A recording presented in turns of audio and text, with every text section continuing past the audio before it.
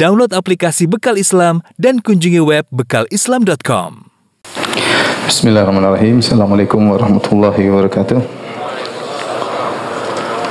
Alhamdulillahi ala ihsani wa syukru lahu ala taufiqihi wa amtinani wa asyhadu an la ilaha illallah wahdahu la syarika lahu ta'ziman li sya'ni wa asyhadu anna Muhammadan abduhu wa rasuluhu da'ila ridwani. Allahumma shalli alaihi wa ala alihi wa ashabihi wa ikhwani. Hadirin dan hadirat yang dirahmati Allah Subhanahu wa taala, kita lanjutkan bahasan kita dari Sirah Nabawiyah. Pada pertemuan yang lalu kita sudah membahas tentang proses pembangunan Masjid Nabawi dan Masjid Nabawi memiliki banyak keutamaan, di antaranya sebagaimana yang diketahui oleh kaum muslimin. Nabi sallallahu alaihi wasallam bersabda, "Salatun fi masjidi hadza khairun min alfi salatin fi ma siwahu illa al-Masjidil Haram." Salat di masjidku ini lebih baik daripada 1000 salat di masjid-masjid yang lainnya kecuali Masjidil Haram. Karena Masjidil Haram pahalanya 100.000 kali lipat. Adapun Masjid Nabawi maka 1000 kali lipat, ya. Kemudian juga Rasulullah SAW bersabda, "Inna khairu ma rukibat ilaihi rawahil masjidil hadza wal baitul atiq." Sungguhnya yang terbaik untuk menjadi tujuan safar di mana orang-orang berkendaraan menaiki kendaraan mereka adalah masjidku ini dan juga Ka'bah. Kemudian juga dalam hadis riwayat Muslim dari Abu Hurairah, Rasulullah SAW bersabda, "Fa inni akhirul anbiya wa inna masjidi akhirul masajid." Aku adalah nabi yang terakhir dan masjidku adalah masjid yang terakhir, yaitu di kalangan masjid-masjid yang dibangun oleh para nabi. Oleh karenanya dalam hadis kata Rasulullah SAW, "La tushaddur rihal illa ila salasati masajid." Tidak boleh seorang bersafar dalam rangka mencari keberkahan suatu tempat kecuali hanya kepada 3 masjid. Al-Masjidil Haram, Masjidil Haram, Masjidil Rasul, Masjid Nabi SAW, dan Masjidil Aqsa. Ketiga masjid itu dibangun oleh para nabi. Masjidil Haram dibangun oleh Nabi Ibrahim alaihissalam bersama Nabi Ismail. Nah, kemudian Masjidil Aqsa dibangun oleh Nabi Sulaiman alaihissalam. Kemudian Masjid Nabawi dibangun oleh Rasulullah sallallahu alaihi wasallam. Maka hanya 3 masjid inilah yang seorang boleh sengaja untuk bersafar untuk meraih keberkahan di tempat tersebut. Adapun tempat lain maka tidak boleh seorang bersafar dalam rangka mencari keberkahan. Contoh, seorang sengaja bersafar dari Jakarta pergi ke masjid Sunan Ampel di Surabaya dengan meyakini bahwasanya di situ tempat berkah. Maka ini tidak boleh, ya. Tidak boleh. Semua masjid selain daripada 3 masjid ini sama saja. Salat di Masjid Istiqlal sama dengan salat di masjid samping rumah antum, ya. Salat di Masjid Demak, Masjid Ampel sama dengan seperti salat di Masjid Tarbiyah, ya. Enggak ada bedanya. Yang beda cuma 3 masjid tersebut spesial karena ketiga masjid tersebut dibangun oleh para nabi. Masjid Al-Haram dibangun oleh Nabi Ibrahim, Masjid Al-Aqsa dibangun oleh Nabi Sulaiman alaihissalam, dan juga Masjid Nabawi dibangun oleh Rasulullah sallallahu alaihi wasallam. Dan di dalam Masjid Nabawi ada suatu lokasi yang sangat mulia, yaitu yang disebut dengan Raudhah, ya. Raudhah, ya. Dalam Sahih Bukhari dan Sahih Muslim, Abu Hurairah berkata, qala Rasulullah SAW bersabda, "Ma baina baiti wa mimbari raudhatun min riyadil jannah." Apa yang ada di antara rumahku dan mimbarku ada taman di antara taman-taman surga, ya. Nabi tatkala mengatakan raudhah dinamakan dengan raudhah, yaitu taman surga, menunjukkan Nabi sallallahu alaihi wasallam motivasi kita untuk bisa beribadah di situ. Karena saja para ulama khilaf apa yang dimaksud dengan taman surga. Ada yang berpendapat bahwasanya taman tersebut, tempat lokasi tersebut akan diangkat ke surga dan dirubah menjadi taman surga yang indah. Yang ada yang mengatakan maksudnya itu hanyalah maknanya kiasan, ya, majazi, bahwasanya Rasulullah SAW memotivasi orang untuk beribadah di tempat tersebut, karena beribadah di tempat tersebut sebagaimana penjelasan para ulama, berdoa, salat di situ merupakan sebab untuk mendapatkan taman surga. Sama seperti Rasulullah SAW menamakan majelis-majelis halaqah zikir, majelis ilmu dengan taman surga, ya.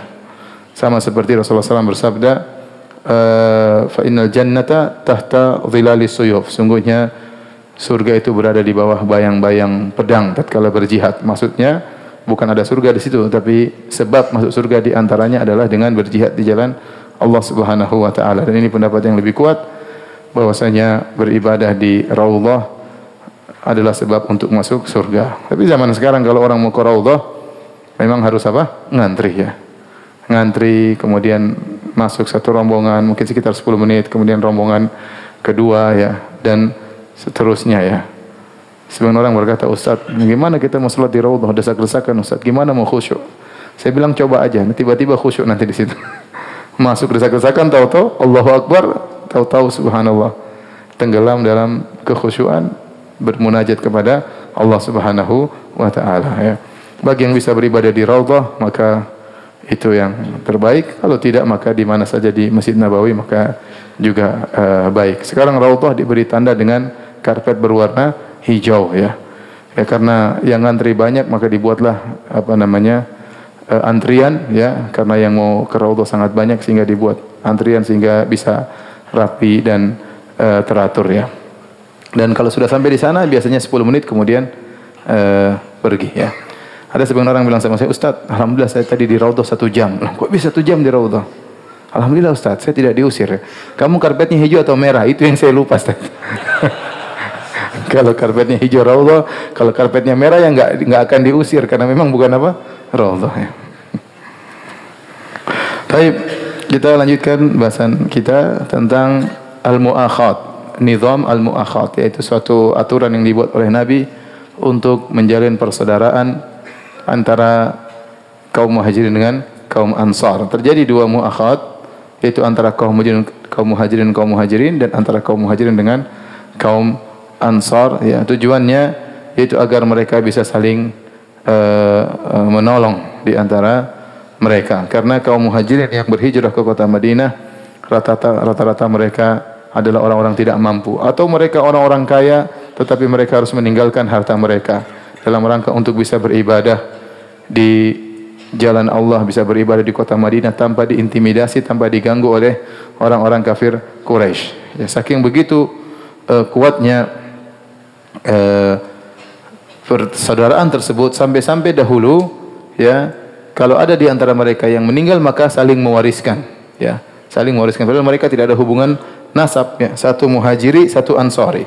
Begitu dipersaudarakan, kalau salah seorang di antara mereka ada yang meninggal maka saling mewariskan, karena persaudaraan tersebut yang bikin adalah Nabi sallallahu alaihi wasallam. Sampai akhirnya dimansuhkan tatkala kaum muhajirin yang dibantu oleh kaum ansar sudah bisa mandiri, sudah bisa tidak lagi bertumpu kepada yang ansari, maka turunlah firman Allah, wa ulul arhami ba'dhuhum aula bi ba'dhin fi kitabillah, bahwasanya yang memiliki tali kekerabatan rahim lebih utama untuk mendapatkan warisan daripada yang selainnya. Oleh karenanya setelah itu tadinya kaum yang bersaudara muhajirin ansar saling mewariskan, setelah itu putuslah warisan tersebut, jadilah mereka tetap bersaudara tanpa harus saling mewariskan. Jadilah hukum waris sebagaimana yang kita kenal sekarang, yaitu semakin dekat kekerabatan maka mendapatkan warisan.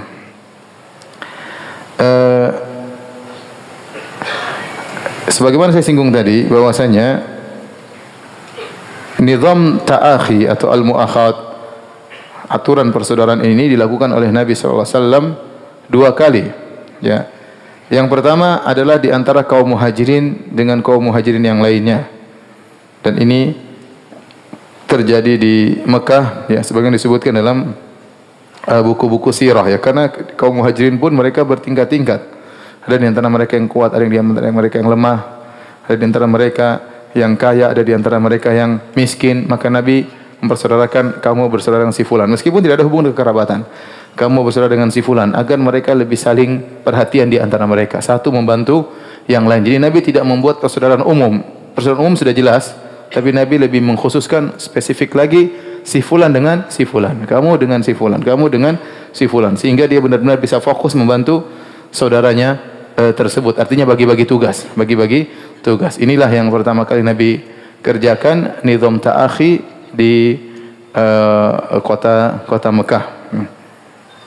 Seperti Rasulullah SAW pernah mempersaudarakan antara Zubair bin Awam dengan Ibnu Mas'ud radhiyallahu ta'ala anhuma ya, dan satu dan yang lainnya. Taib.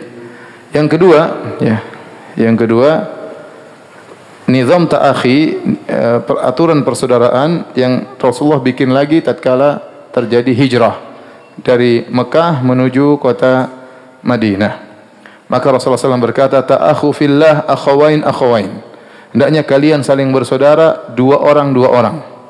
Dua orang dua orang, kata Nabi, akhawain akhawain, dua orang dua orang dua orang. Maka Abu Bakar As-Siddiq radhiyallahu taala anhu bersaudara dengan Kharijah bin Zaid. Kharijah bin Zaid Ansari. Abu Bakar As-Siddiq apa? Muhajiri. Umar bin Khattab bersaudara dengan Itban bin Malik. Umar bin Khattab Muhajiri, Itban Ansari. Jadilah mereka berdua bersaudara. Abu Ubaidah ibn al-Jarrah radhiyallahu anhu Muhajiri dipersaudarakan dengan Abu Talhah Al-Ansari radhiyallahu taala anhu, menjadilah dua bersaudara.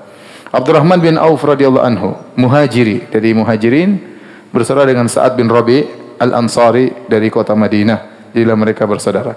Ja'far bin Abi Talib bersaudara dengan Mu'adz bin Jabal. Mus'ab bin Umair bersaudara dengan Abu Ayyub Al-Ansari. Abu Dzar Al-Ghifari bersaudara dengan Munzir bin Amr. Wa Salman Al-Farisi bersaudara dengan Abu Darda. Salman Al-Farisi bersaudara dengan siapa? Abu Darda. Makanya dalam hadis kita dapati Salman mengunjungi secara khusus Abu Darda, karena mereka berdua dipersaudarakan oleh siapa? Nabi sallallahu alaihi wasallam. Di antaranya Talha bin Ubaidillah Al-Ansari Al-Muhajiri disaudarakan dengan Ka'ab bin Malik Al-Ansari radhiyallahu taala anhuma. Kemudian Az-Zubair bin Awam Al-Muhajiri dipersaudarakan dengan Salamah bin Waqsh Al-Ansari. Bilal bin Rabah radhiyallahu anhu dari kalangan Muhajirin dipersaudarakan dengan Abi Ruwaihah Al-Khaz'ami Al-Ansari radhiyallahu taala anhu. Maka akhirnya setelah dipersaudarakan, mereka pun saling perhatian di antara mereka. Sampai-sampai ya kaum Ansar mereka yu'thiruna ala anfusihim. Mereka mendahulukan walau kana bihim khasasah, mereka mendahulukan keperluan kaum Muhajirin ya daripada dari mereka sendiri, padahal mereka juga membutuhkan. Makanya Allah Subhanahu wa taala dalam Al-Qur'an memuji kaum Muhajirin, kemudian Allah memuji kaum Ansar. Kata Allah Subhanahu wa taala, lil fuqara'i al-muhajirin alladziina ukhriju min diyarihim amwalihim yabtaguna fadlan min Allah wa ridwana wa yansuruna Allah wa rasulahu ulaika humus shadiqun. Mereka yang diusir dari negeri mereka dan meninggalkan harta mereka, ukhriju min diyarihim amwalihim, yaitu kaum Muhajirin harus pergi meninggalkan negeri mereka dan meninggalkan harta mereka. Banyak di antara mereka kaya tapi harus meninggalkan harta mereka. Kenapa mereka pergi ke kota Madinah? Yabtaguna fadlan minallahi wa ridwana. Mereka mencari karunia dari Allah dan mencari keridhaan Allah Subhanahu wa taala. Allah puji niat mereka. Mereka hijrah karena ikhlas kepada Allah Subhanahu wa taala. Kata Allah Subhanahu wa taala, "Wa yansuruna Allah wa rasulah." Dan kaum Muhajirin menolong Allah dan Rasulnya, ulaika humus shadiqun. Mereka adalah orang-orang yang imannya tulus, imannya benar. Setelah itu Allah memuji kaum Ansar.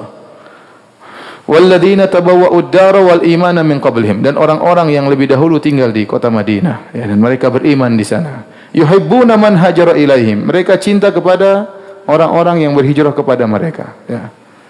Yuhibbuna man hajara ilaihim ya. Wala yajiduna fi sudurihim hajatan mimma utu, dan mereka tidak mendapatkan dalam diri mereka hasad kepada kaum Muhajirin. Kenapa? Karena dalam ayat seluruhnya kaum Muhajirin disebutkan terlebih dahulu oleh Allah daripada kaum Ansar, sehingga kaum Muhajirin lebih afdal daripada kaum Ansar. Tapi kata Allah, wala yajiduna fi sudurihim hajatan mimma utu, mereka tidak mendapati hasad dalam diri mereka atas apa yang diberikan kepada kaum Muhajirin. Bahkan kata Allah, wa yu'thiruna ala anfusihim, bahkan mereka mendahulukan kepentingan Muhajirin daripada kepentingan mereka sendiri. Walau kana bihim khasasah, padahal mereka juga perlu. Kata Allah, may yuqashuha nafsihi fa ulaika humul muflihun. Barang siapa yang dijauhkan dari rasa pelit, maka mereka itulah orang-orang yang beruntung. Setelah itu Allah sebutkan orang ketiga. Siapa golongan ketiga? Golongan pertama Muhajirin, golongan kedua Ansar, golongan ketiga adalah kita-kita. Walladzina ja'u min ba'dihim, dan orang-orang yang datang setelah dua golongan ini. Setelah Muhajirin, setelah Ansar, itu kita ya. Yaquluna rabbana ighfir lana wa li ikhwanina alladzina sabaquna bil iman. Mereka mendoakan, ya Rabb kami ya, ampunilah kami dan ampunilah saudara-saudara kami yang telah mendahului kami dalam keimanan. Ampunilah kaum Muhajirin, ampunilah kaum Ansar. Wala taj'al fi qulubina ghillan lil ladzina amanu. Ya Allah, janganlah kau jadikan dalam hati kami ada kedongkolan kepada orang-orang yang beriman. Rabbana innaka raufur rahim. Ya Rabb kami, sungguhnya Engkau adalah Maha baik dan Maha lembut. Maka Allah memuji kaum Ansar dengan mengatakan wa yu'thiruna ala anfusihim. Mereka mendahulukan kepentingan kaum Muhajirin daripada diri mereka sendiri.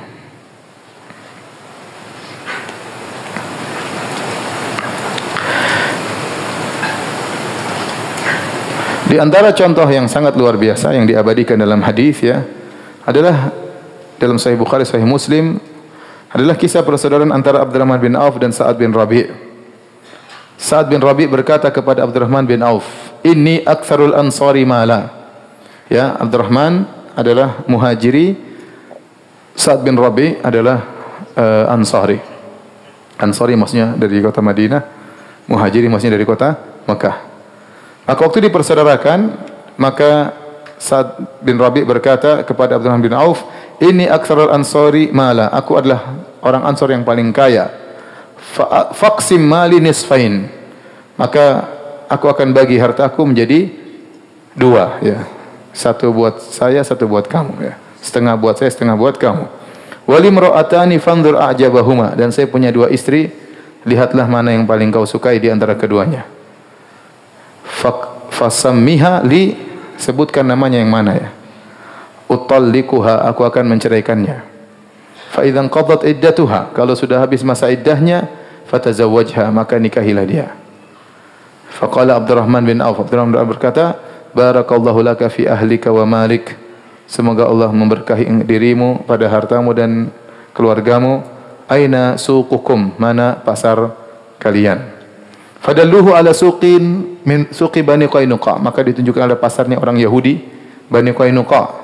Maka Abdurrahman bin Auf pun masuk ke pasar tersebut. Ya.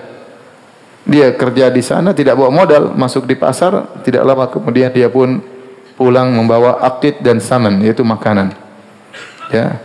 Kemudian besoknya dia pergi ke pasar lagi, sampai suatu hari dia datang, wabihi atharu sufrah, dan di bajunya ada bekas warna kuning, dan itu menunjukkan parfum wanita tempel di bajunya. Karena parfum para wanita berwarna, ya, parfumnya laki-laki tidak berwarna. Demikian para ulama mengatakan. Faqala lahu Nabi sallallahu alaihi wasallam. Waktu Nabi lihat ada bekas parfum perempuan di bajunya, Nabi bertanya, "Mahyam, ada apa ini? Kok ada parfum apa cewek di bajumu?" Kira-kira begitulah. Akhirnya dia mengatakan, "Tazawwajtu imra'atan minal ansar." Ya Rasulullah, aku telah menikahi seorang wanita dari kaum Ansar. Kata Rasulullah sallallahu alaihi wasallam, "Ma sukta fiha?" Apa maharnya? Kata beliau, "Wazna nawatin." Yaitu 5 dirham. 5 keping emas. Faqala, "Aulim walau bisyah." Bikinlah walimah meskipun hanya menyembelih seekor kambing. Ini kisah menakjubkan ya. Kalau tidak datang dari hadis-hadis yang sahih, maka kita bilang ini hanyalah khayalan ya. Bagaimana Abdurrahman bin Auf yang tadinya kaya raya, tiba-tiba miskin mendadak, harus meninggalkan hartanya, meninggalkan kekayaannya, meninggalkan perdagangannya, menuju kota Madinah. Hidup tiba-tiba miskin mendadak. Makanya Nabi SAW kemudian persaudarakannya dengan Sa'ad bin Rabi' yang merupakan orang kaya raya. Biar sekufu, sepadan ya. Ini dulu orang kaya, sekarang miskin mendadak ya. Ada orang miskin bertahap, ada ya. Pelan-pelan, pelan-pelan, pelan-pelan, pelan-pelan bertahap. Ternyata naik mobil, kemudian naik motor, kemudian numpang mobil orang, kemudian numpang motor orang, naik sepeda, jalan kaki, bertahap tapi ya, bertahap. Ada yang tiba-tiba udah tahu-tahu hancur, tahu-tahu sahamnya hancur, tahu-tahu tiba-tiba miskin mendadak. Dan ini berat dirasakan oleh Abdurrahman bin Auf. Dan dia mungkin tidak tahu, mungkin istrinya sudah masuk Islam atau tidak. Mungkin dia harus meninggalkan istrinya yang masih musyrik. Kita tidak tahu. Intinya dia datang dalam kondisi tidak punya istri. Dipertemukan dengan Sa'ad bin Rabi'. Maka Sa'ad bin Rabi' mengatakan, "Saya jangan khawatir, saya termasuk orang kaya di kota Madinah. Saya bagi harta 2, 1 buat kamu, setengah buat kamu, setengah buat saya." Dan ini luar biasa ya. Apakah ada orang di zaman sekarang seperti itu? Kalau antum praktekkan gampang. Antum ambil ya daftar harta antum, antum bilang sama saya, "Ustaz Firanda, ini harta saya." Setengah buat ana, setengah buat antum. Jangan antum bilang, "Ustaz, ini utang saya, setengah buat saya, setengah buat antum." Ini ajaib ya, ada orang membagi hartanya setengah harta. Ini di zaman, dan ini mungkin karena guru mereka adalah siapa? Nabi Shallallahu Alaihi Wasallam. Kalau zaman sekarang tidak mungkin karena gurunya model-model kita begini. Zaman dulu ada seperti ini. Sekarang aja ada orang nyumbang terus habis itu tanya sama saya, Ustaz saya kemarin nyumbang sekian-sekian. Saya menyesal Ustaz kebanyakan katanya. Subhanallah. Ternyata bukan cuma itu. Tawarkanlah istrinya. Saya punya 2 istri. Ya. Tinggal kamu lihat mana yang kau sukai. Bukan dia mengatakan mana yang paling jelek. Tidak. Mana yang kau sukai, sebut aja namanya. Aku akan menceraikannya. Kalau sudah habis masa iddahnya, silakan kau nikahi. Ini isar. Isar itu mendahulukan keperluan orang lain daripada diri sendiri. Yang sangat luar biasa. Yang subhanallah ini pernah terjadi di zaman para sahabat radhiyallahu taala anhum ajma'in. Ya. Ya, oleh karenanya, apakah akan ada seperti lagi? Ya, saya rasa Allah alam mungkin sudah tidak ada ya. Ya, harta bayangkan. Saya tinggal di Madinah 15 tahun, belum ada kaum Ansor yang menawarkan seperti ini ya. 15 tahun loh di Madinah. Ini baru datang aja sudah ditawarin. Ini 15 tahun, belum ada yang tawarin kepada saya setengah hartanya. Enggak usah setengah, 1/10 juga belum ada. Belum ada sampai sekarang dari kaum Ansor. Bukannya kaum orang Madinah tidak, mereka baik-baik, tapi sampai derajat Sa'ad bin Rabi' belum ada menawarkan setengah hartanya. Ya, apalagi yang menawarkan istrinya. Tidak ada. Kalau antum jelas tidak mungkin karena istri antum cuma 1. Luar biasa ya. Ya. Guru saya dulu di Madinah cerita tentang kisah ini. Kemudian mengatakan orang-orang protes kepada kami penduduk kota Madinah. Aina dhahabal ansar? Kemana perginya orang-orang Ansar yang membagi harta mereka setengah buat saudaranya? Maka jawaban kami, orang-orang Ansar sudah pergi bersama orang-orang Muhajirin yang kalau dikasih tidak terima. Bukankah Abdurrahman bin Auf waktu dikasih terima atau tidak? Tidak. Dia mengatakan dullani ala suq. Saya bisa kerja. Ya, enggak, tunjukkan kepadaku mana pasar. Subhanallah. Dia masuk ke pasar hari itu tidak ada modal. Masuk kerja. Ini pasar bukan pasar orang Betawi, ini pasar Yahudi nih yang dia masuk ini. Pasar Yahudi, bukan pasarnya orang Padang ini. Ini Yahudi dia masukin. Dia masuk di pasar Yahudi, ternyata dia bisa untung dari orang-orang Yahudi. Luar biasa. Dia masuk, akhirnya dia dapat akid dan samin. Akid semacam susu yang dikeringkan, samin yaitu semacam minyak ya. Jadi makanan. Kemudian besok dia kerja lagi, tahu-tahu dia sudah dapat emas. Akhirnya dia pun menikah dengan apa? Seorang wanita Ansar. Sampai Nabi mengatakan, "Mahyam, ada apa dengan engkau wahai Abdurrahman bin Auf?" Ternyata dia sudah menikah radhiyallahu taala anhum ajma'in.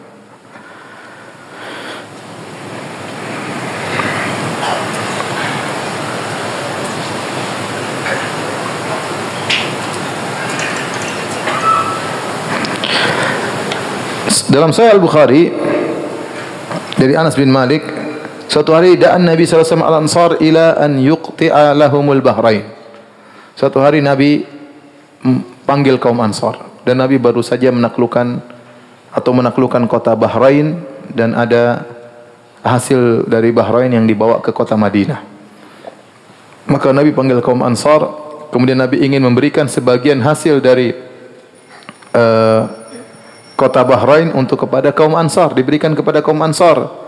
Maka kata kaum Ansar, "La, jangan wahai Rasulullah.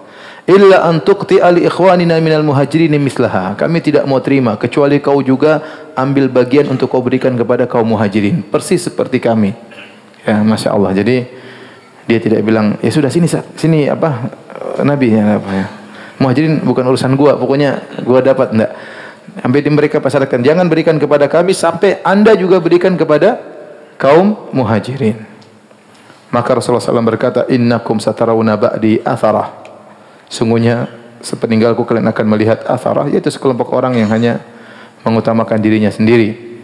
Fasbiru hatta talqauni alal haud. Bersabarlah kalian sampai kalian bertemu dengan aku di al-haud, di telaga Nabi sallallahu alaihi wasallam.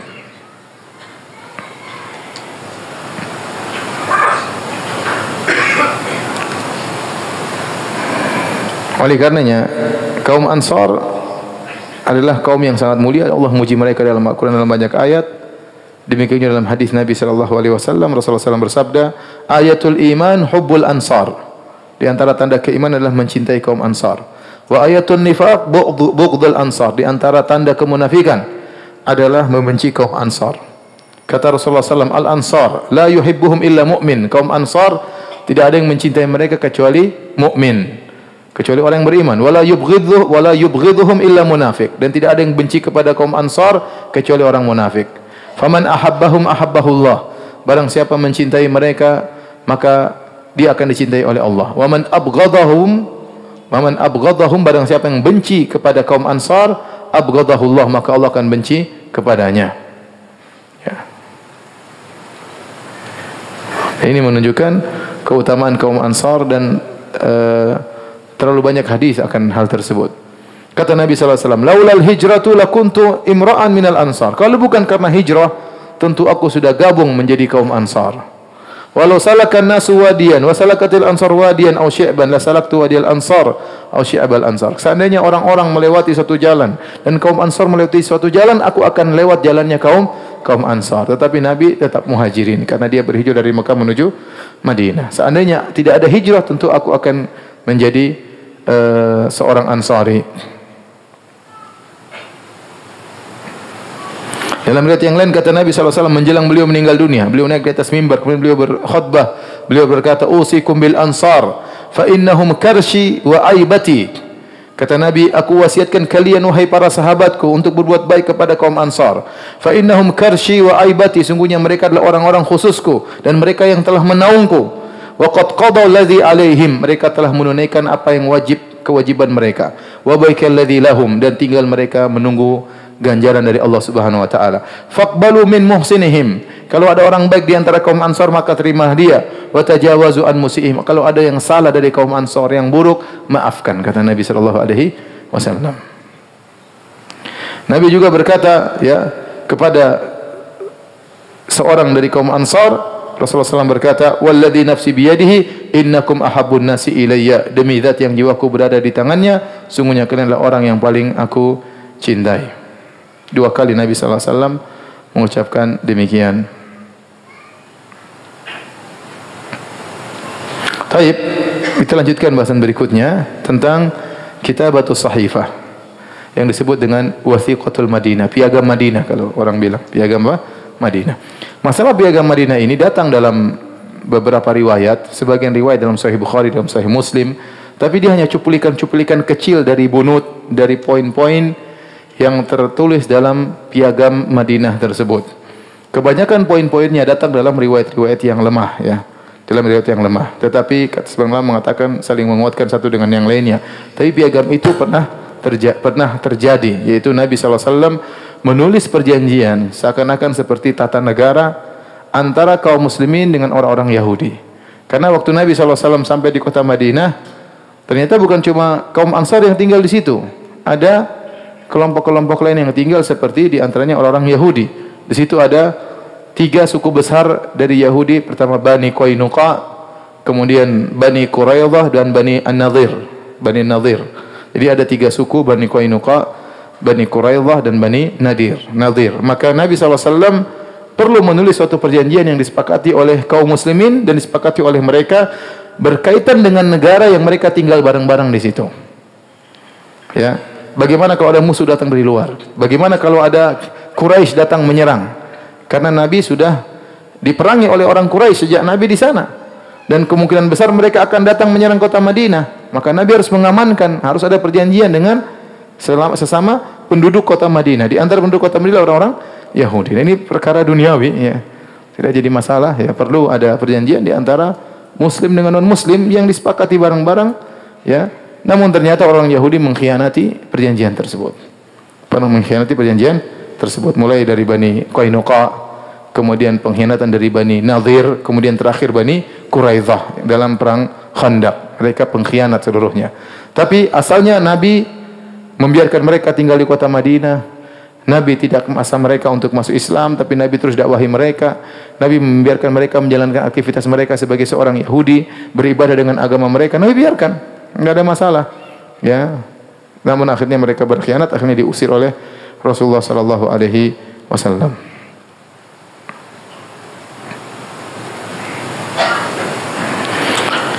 Ada sebagian riwayat yang menunjukkan tentang isi daripada wasiqatul Madinah tersebut, tapi riwayatnya dipermasalahkan ya. Sebagian dhaif, sebagian sahih ya. Dan banyak poin-poinnya ya.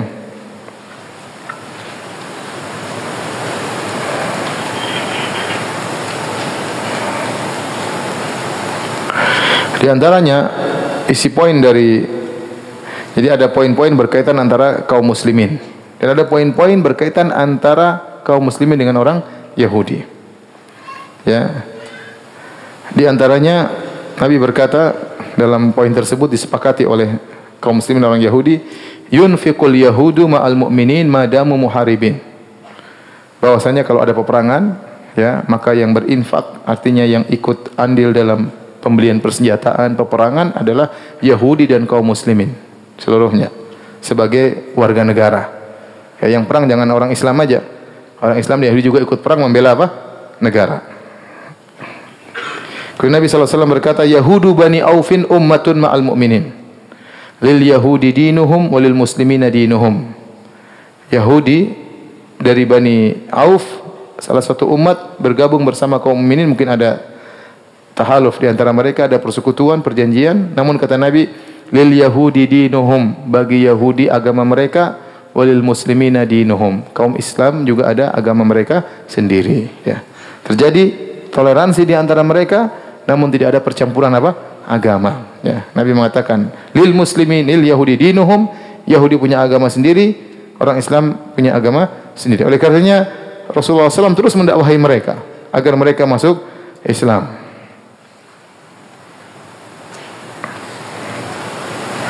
Kemudian ada poin-poin yang berkaitan dengan aturan kota Madinah secara umum, ya, bahwasanya kota Madinah adalah tanah haram dari sini sampai sini. Di situ dijelaskan oleh Nabi SAW dalam perjanjian tersebut yang disebut dengan Wathiqatul Madinah, perjanjian piagam Madinah.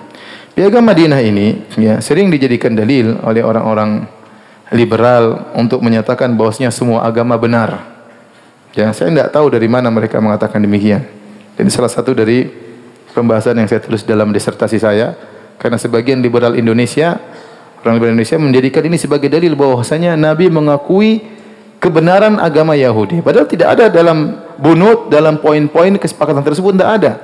Bahkan Nabi berkata, walil Yahudi dinuhum walil muslimina dinuhum. Yahudi punya agama sendiri, orang Islam punya agama sendiri. Nabi tidak mengatakan mereka di atas tauhid, Nabi tidak mengatakan mereka masuk surga, bahkan Nabi mendakwahi mereka. Ini sekedar kesepakatan kenegaraan. Itu boleh-boleh saja. Kita tidak usah dalam skala negara. Misalnya dalam skala kelurahan atau skala kecamatan, kita kumpul dengan orang-orang mungkin non-muslim, kita duduk bareng, kita bikin kesepakatan. Masalah pos kamling misalnya, masalah keamanan, enggak ada masalah selama tidak menyelisih syariat kita. Dan ini masalah duniawi, ya. Selama sepakat, baik skala kelurahan atau skala kabupaten atau skala negara, enggak ada masalah. Dan ini tidak ada kelaziman bahwasanya kita mengatakan mereka benar, mereka juga masuk surga. Enggak nyambung sama sekali. Nah, orang liberal berusaha membelotkan ya piagam Madinah sebagai dalil bahwasanya agama selain Islam juga masuk surga. Enggak ada hubungannya. Enggak ada hubungannya. Mereka maksa-maksakan dalil. Bahkan ditulis dalam disertasi S3 di salah satu IAIN di Indonesia. Ya, padahal dalilnya ngawur. Baik, kita lanjutkan pembahasan berikutnya tentang pensyariatan azan. Pensyariatan azan. Azan ya salah satu daripada syiar Islam ya, dan tidak boleh ditinggalkan. Bahkan kalau di suatu negeri sepakat untuk meninggalkan azan maka diperangi. Ya, bahkan Rasulullah SAW dahulu kalau datang ke suatu negeri, Nabi SAW melihat, kalau mendengar kalau ada azan dikumandangkan maka Nabi tidak menyerang. Tapi kalau tidak ada azan dikumandangkan, ya, maka Nabi akan serang mereka dengan tiba-tiba dengan cepat. Ini menunjukkan bahwasanya azan adalah syiar Islam, maka harus dikumandangkan, ya, sebagai bukti itu negara-negara Islam, ya. Kalau negara di situ azan dikumandangkan, ini berarti negara Islam, ya. Kapan disyariatkan azan? Ya. Azan disyariatkan pada tahun pertama Hijriyah. Jadi sejak awal Nabi datang sudah disyariatkan, awal-awal kedatangan Nabi disyariatkan azan. Dahulu sebelum ada azan, bagaimana mereka salat? Kata Ibnu Umar radhiyallahu anhuma, "Kanal muslimuna hina qadimul Madinata yajtami'una fayatahayyanuna as-salata." Ya, sudah diwajibkan salat 5 waktu. Salat 5 waktu sudah diwajibkan waktu Nabi masih di Mekah. Sebagaimana kita telah jelaskan tentang kisah Isra dan Mi'raj. Ya, jadi Nabi masih di Mekah sebelum berhijrah sudah disyariatkan salat 5 waktu. Tetapi azan belum ada. Terus bagaimana cara mereka salat? Ya mereka kumpul-kumpul ke masjid sambil nunggu. Ya, tidak ada yang teriak salat enggak ada. Ya, dan akhirnya mereka salat. Kalau sudah kumpul mereka salat. Dan ini agak repot. Akhirnya ada yang terlambat jamaah, ada yang datang kecepatan. Apalagi dulu nggak ada apa? Nggak ada jam ya. Nggak ada jam, nggak ada alarm ya. Sehingga mereka sulit untuk menentukan kapan waktu berkumpul. Maka suatu hari mereka pun berbicara tentang masalah ini. Sebagian mereka berkata, "Ittakhidhu naqusan." Bagaimana kalau ngambil nakus? Nakus itu dahulu orang-orang Nasara kalau mereka ingin manggil orang datang ke gereja, mereka menggunakan nakus. Nakus itu seperti ada kayak pos kamling itu. Ya. Jadi yang besar sama kayu kecil sama kayu apa? Besar. Yang kecil mukul ke besar. Tung tung. Sekarang mereka nggak pakai gitu ya. Nanti disangka pos kamling. Sekarang pakai apa? Pakai lonceng. Dahulu mereka tidak pakai lonceng, mereka pakai nakus.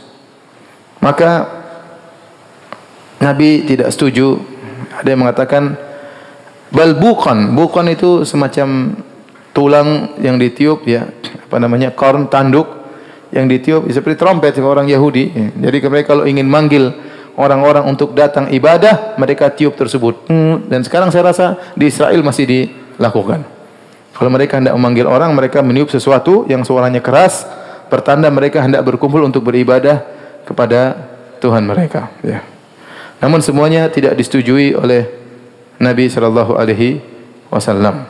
Sebagian lagi berkata, bagaimana kalau kita naikkan bendera? Jadi kalau sudah waktu sholat, bendera dinaikkan.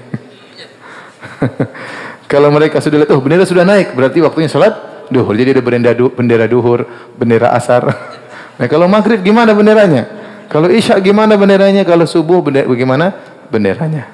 Dan semua Nabi tidak suka, Nabi tidak setuju. Pakai nakus, ya tidak setuju. Pakai buk, tidak setuju. Gaya Yahudi. Pakai naik bendera juga tidak setuju. Dan tidak ada solusi. Ya. Tidak ada solusi. Dalam sebagian riwayat dari Tabaqat Ibn Sa'ad, Rasulullah SAW sebelum ada azan, kalau ada berkumpul dipanggil as-salatu jami'ah. As-salatu jami'ah dengan suara yang keras sehingga orang berkumpul. Ya, ini apakah untuk salat maupun yang selain salat. Jadi kalau ada perkara besar, mereka panggil as-salatu jami'ah. Ada kejadian yang perlu dimusyawarahkan, ada salat manggilnya as-salatu jami'ah. Oleh karenanya setelah ada azan ini tidak berlaku lagi. As-salatu jami'ah ini tidak berlaku lagi. Sebagian imam saya lihat kalau kita mau salat dia bilang as-salatu jami'ah. Ini dulu di zaman Nabi SAW sebelum ada azan. Sebagian ulama berpendapat masih berlaku pada salat-salat yang tidak ada azan seperti salat gerhana. Ya, yang tidak ada azannya maka boleh mengatakan apa?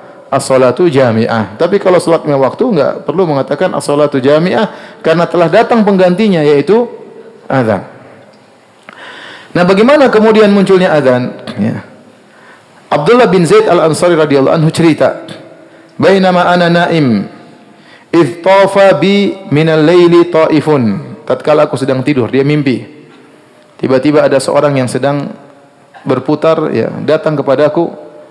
Wa ana naimun rajulun alaihi thawbani akhdaran.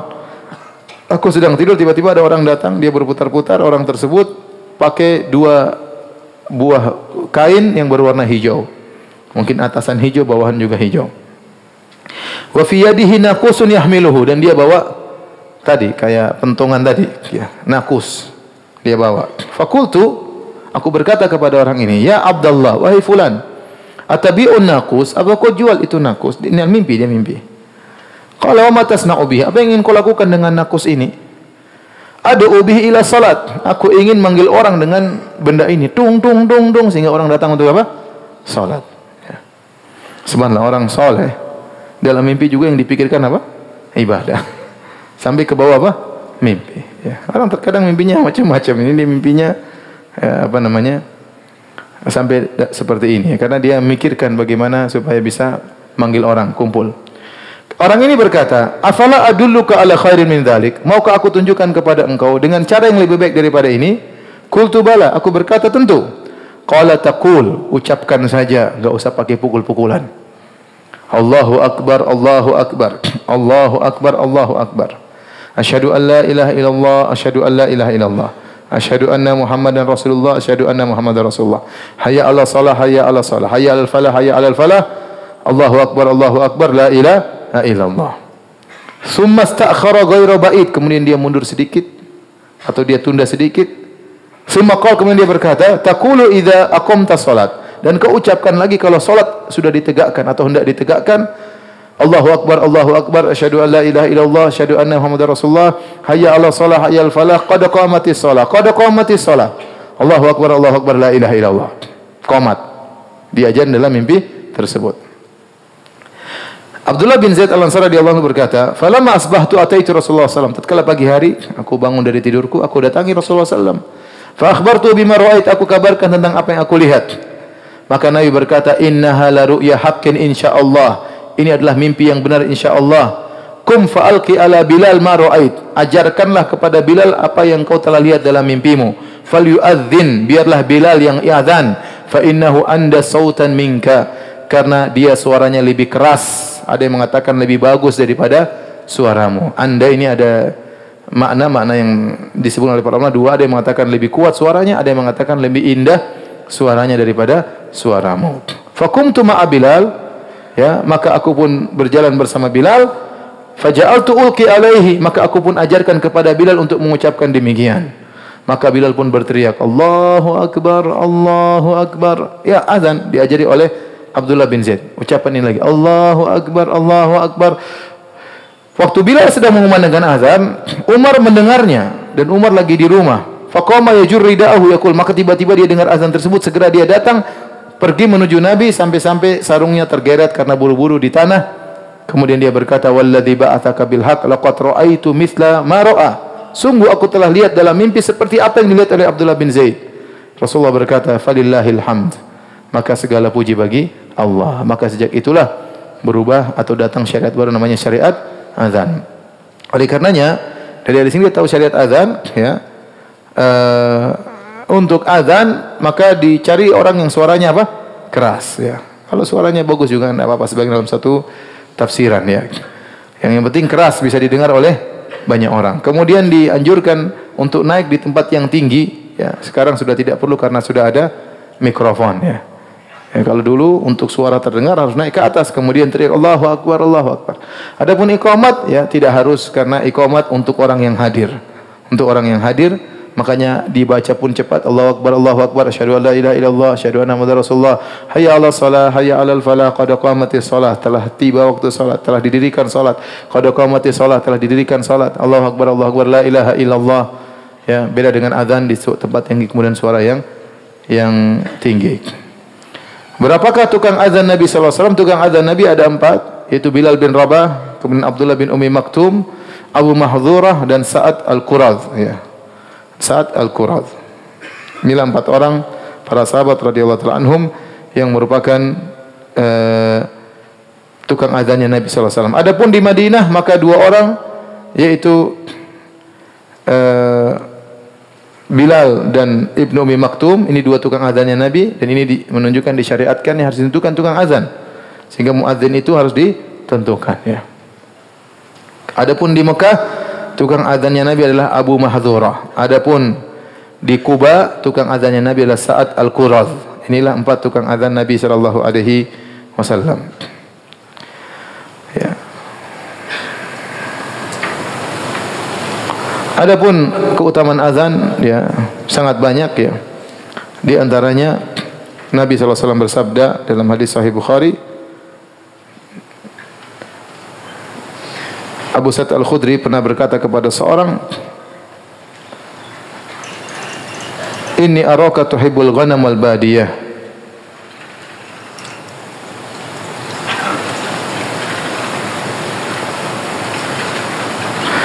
Saya melihat engkau, kata Abu Sa'id Al-Khudri kepada salah seorang, Dia berkata, saya lihat engkau suka kambing dan suka di pedesaan. Fa idza kunta fi ghanamik aw badiyatik, kalau kau ternyata sedang lagi mengembalakan kambingmu atau kau sedang berada di kampung, di pedesaan, fa adzanta bis salat, lalu kau azan untuk salat, farfa sautaka bin nida, maka angkatlah suaramu dengan azan tersebut. Fa innahu la yasma'u mada sautil muadzin jinnun wala insun wala syai'un illa syahidalahu yaumal qiyamah. Sungguhnya tidak ada yang mendengar suaramu, baik jin atau manusia atau suatu pun, kecuali akan menjadi saksi baginya bagi muadzin tersebut pada hari kiamat kelak. Abu Sa'id Al-Khudri berkata, sami'tuhu min Rasulillah. Aku mendengar hadis ini dari Rasulullah sallallahu alaihi wasallam. Ini dalil bahwasanya kalau seorang lagi sendirian meskipun tidak ada orang, dia azan aja enggak apa-apa. Jin dengar, siapa tahu jin makmum di belakang dia enggak tahu. Pokoknya dia azan aja. Dia azan, kalau ada jin dengar, suatu hari di hari kiamat jin akan menjadi saksi. Ya Allah, aku pernah mendengar dia azan. Ya. Meskipun tidak ada orang. Misalnya di padang pasir, di kampung, kalau masjid jauh sudah azan sendiri, salat situ, enggak ada masalah. Kemudian di antara keutamaan azan, kata Nabi sallallahu alaihi wasallam, al-muadzdinuna atwalun nasi a'naqan yaumal qiyamah. Tukang azan adalah orang-orang yang paling panjang lehernya pada hari kiamat kelak. Ini ada beberapa pendapat. Ada yang mengambil zahirnya benar-benar leher mereka panjang, tinggi, karena selama di dunia mereka sering teriak-teriak sehingga Allah muliakan mereka. Mereka tertampakkan daripada yang lainnya. Ada yang mengatakan mereka leher panjang itu, leher tinggi, ibarat dari bahwasanya mereka sangat mudah mendapatkan rahmat Allah di hari yang sangat dahsyat tersebut. Ya, sampai-sampai saya katakan ada khilaf di kalangan para ulama mana yang lebih afdal, apakah muadzin ataukah imam. Sebagian ulama berpendapat imam yang lebih afdal, sebagian ulama berpendapat muadzin lebih afdal, karena seorang muadzin jika mengumandangkan azan, orang-orang datang, maka pahala orang-orang datang itu semua lari kepada dia, karena dia yang berkata hayya 'alas shalah, marilah menuju salat, hayya 'alal falah, marilah menuju kemenangan. Akhirnya yang tadinya tidur bangun datang salat, maka pahalanya ngalir kepada muadzin. Mana lebih afdal, muadzin atau imam? Antum pilih jadi muadzin. Baik, sampai di sini saja ya. Azan, insyaallah kita lanjutkan tanya jawab.